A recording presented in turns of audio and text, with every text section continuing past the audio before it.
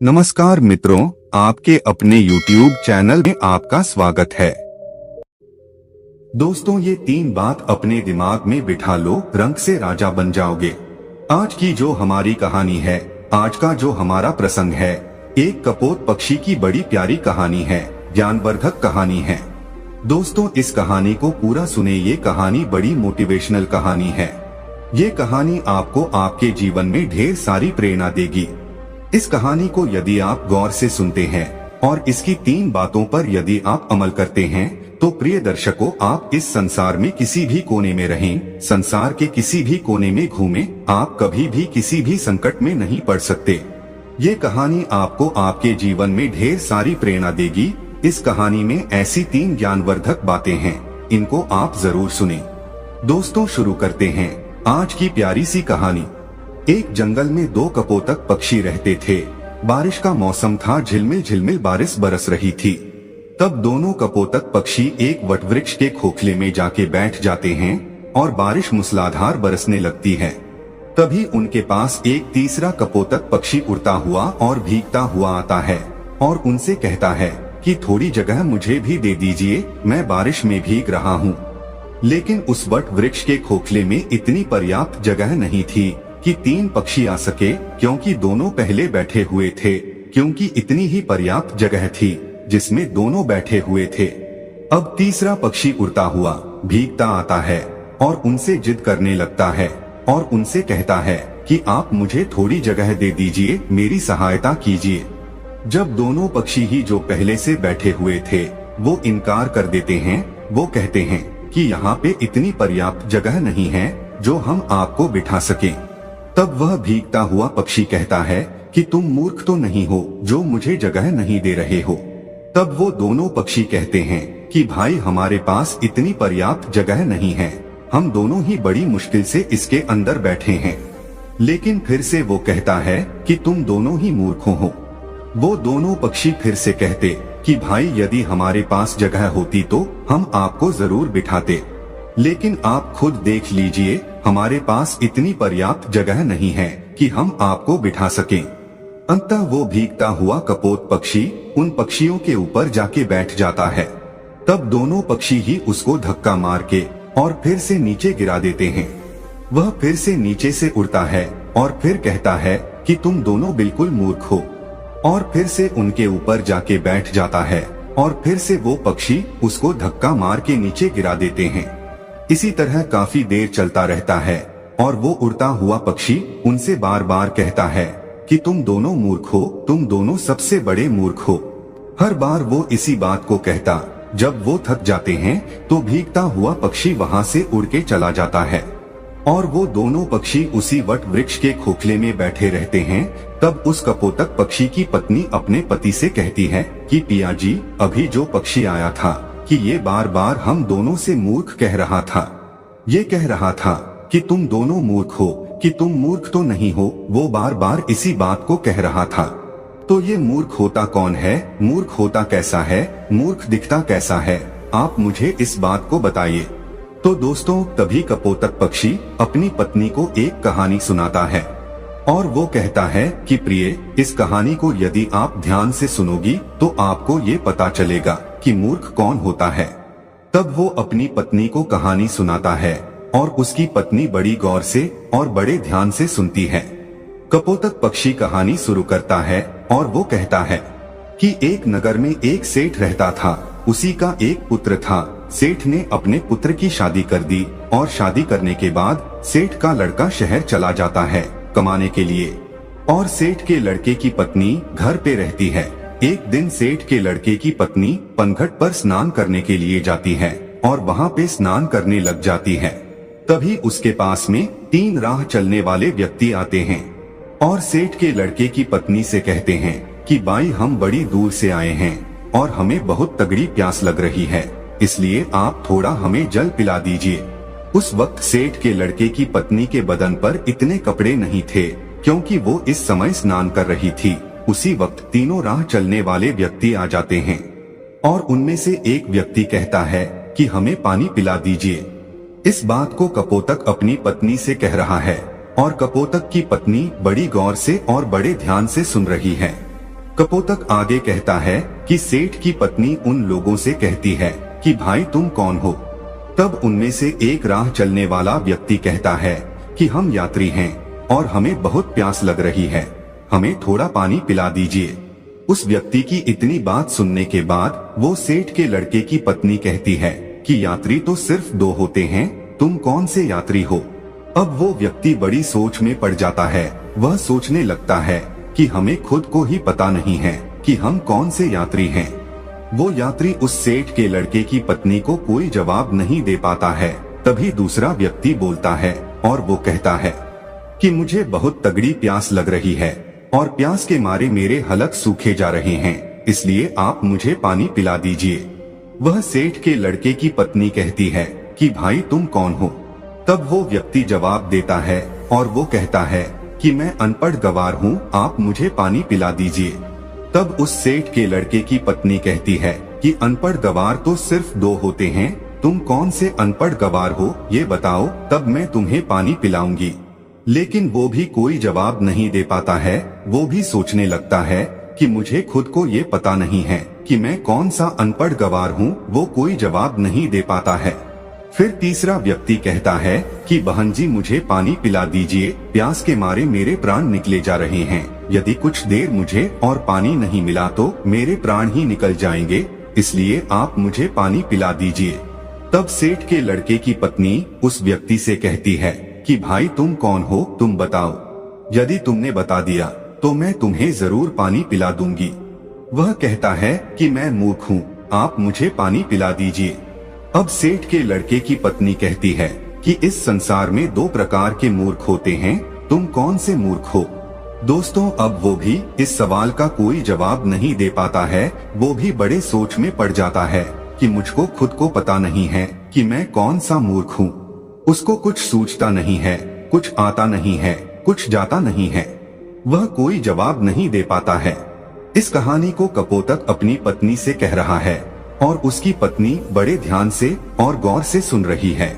आगे कपोतक पक्षी कहता है कि वो तीनों व्यक्ति पियासे ही पनघट से जाने लगते हैं।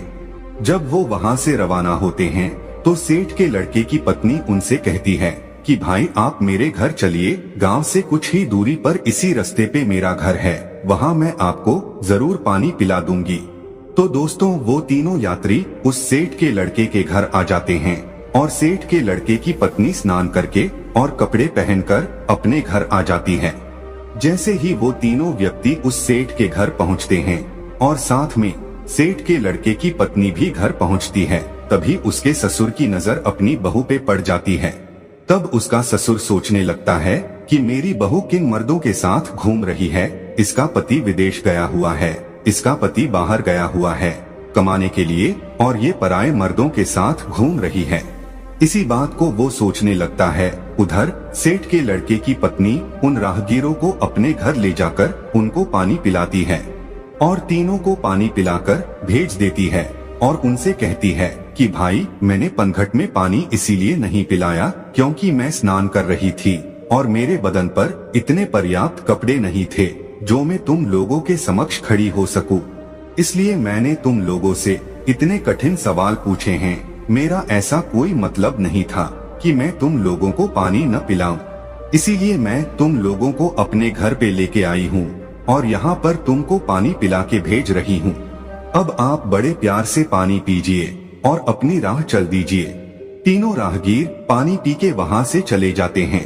तो दोस्तों उधर सेठ के लड़के की पत्नी का ससुर सोचने लगता है कि मेरी बहू बदचलन है, मेरा लड़का बाहर काम करता है और ये पराये मर्दों के साथ घूमती है, पराये मर्दों को अपने घर पे लेके आती है, मेरे घर पे लेके आती है।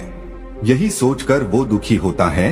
अब सोचने लगता है कि यदि किसी व्यक्ति में बीमारी आ जाए तो उसका उपचार जरूरी होता है, यदि उसका उपचार नहीं किया जाए तो बीमारी उसके रोम रोम में रम जाती है और बाद में बड़ा मुश्किल होता है। इसी बात को सोचकर वो सोचने लगता है, ठीक है अब मेरी बहू का क्या इलाज किया जाए। ये भी बदचलन हो गई, बदमाश हो गई है, पराये मर्दों के संग घूमती है, इसका पति बाहर रहता है इसलिए ये बिगड़ चुकी है। अब इसका इलाज किया जाए तो क्या किया जाए।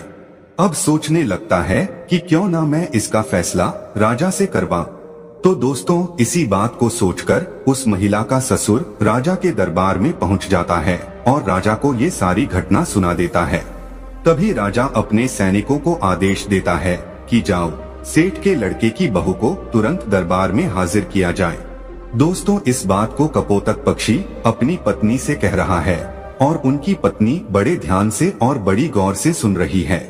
तभी राजा के सैनिक सेठ के लड़के की पत्नी के पास जाते हैं और उनसे कहते हैं कि तुम्हें महाराज ने दरबार में हाजिर होने का हुक्म दिया है और तुम दरबार में चलो। तभी सेठ के लड़के की पत्नी कहती है कि भाई, आप सबसे पहले अपने राजा से ये पूछकर आइए कि उन्होंने मुझे किस रूप में बुलाया है, बेटी के रूप में बुलाया है या बहू के रूप में बुलाया है या माँ के रूप में बुलाया है, किस रूप में उसने मुझे दरबार में बुलाया है।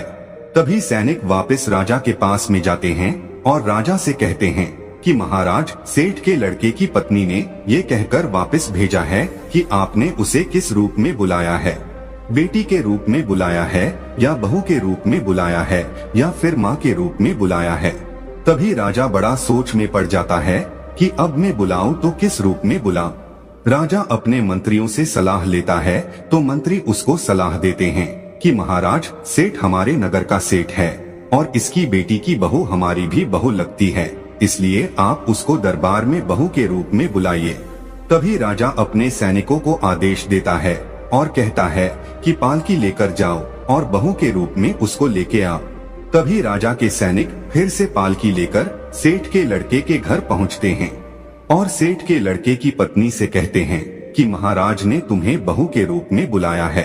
तो दोस्तों, इस बात को कपोतक पक्षी अपनी पत्नी से कह रहा है और उसकी पत्नी बड़ी गौर से सुन रही है।